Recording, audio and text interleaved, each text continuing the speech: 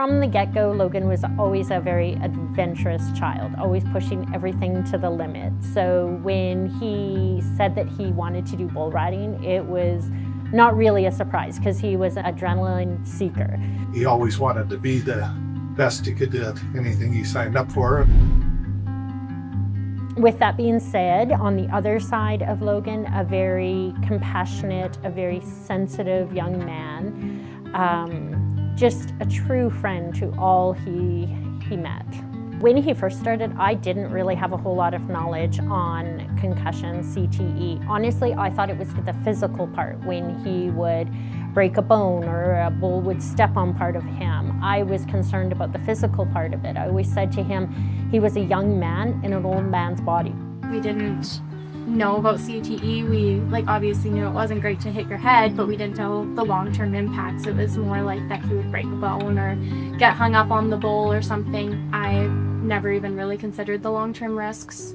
I wouldn't say that you would notice these huge differences. It wasn't, it wasn't like he had it wasn't like he was bipolar. He didn't have these massive mood swings.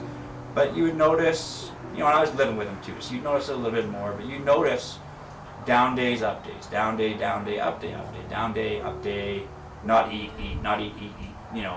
I remember him coming home. He was working in a mechanic shop, and he said, "Mom, I can do, for the most part, so many things on these trucks, and I can't even figure out how to do an oil change." She said, "I don't know what is going on. How can I not know how to do an oil change?" And I didn't have an answer for him.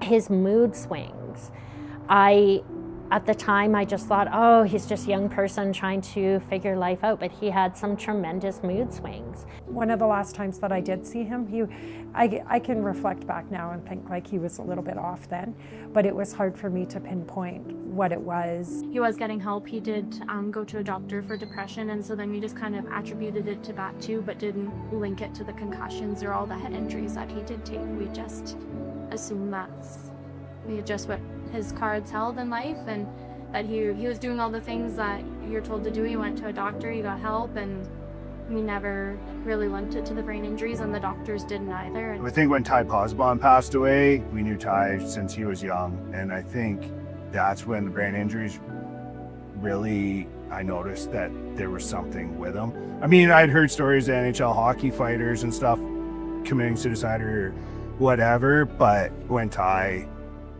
passed, I think that was kind of when I really started thinking about it. I remember asking her, did he take his life? After that he started on the meds that took his life. Relationship with friends, family, just basic things like that just deteriorated quite rapidly. In Logan's case, you notice it really rapidly in about a 6-month time.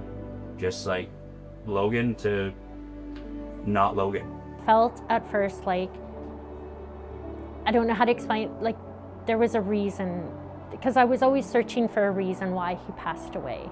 We had the results emailed to us a month or two before we actually had a Zoom call with the team that did all the research on his brain, and I would not look at the results because I was so afraid that it wouldn't be CTE, because I feel like we had CTE to kind of blame it on, and we were like, what if it wasn't? Ty was like a big brother to my daughter Hunter. She was always buying the shoots when Ty was getting on, and they would joke around, and I seen those very similarities with Logan and Rhett. So it was tough, and it's something I don't ever want to live through or go through again. I don't want my family or any other families to go through it. I do understand bull riding is a rough sport. Hockey's a rough sport, football, all contact sports are rough. It's just to know when to stop and take a break. I know Logan could have been a Canadian champion. I seen how many bulls he got on and how good he was and how he pushed himself and took it serious. And I miss him every day. I remember one time I was driving home and I just had this inkling that Logan was struggling with a lot more than he was, and there was nothing that there was nothing that happened to make me think that or anything. I just had this inkling, and I wish more than anything now that I talked to him about it.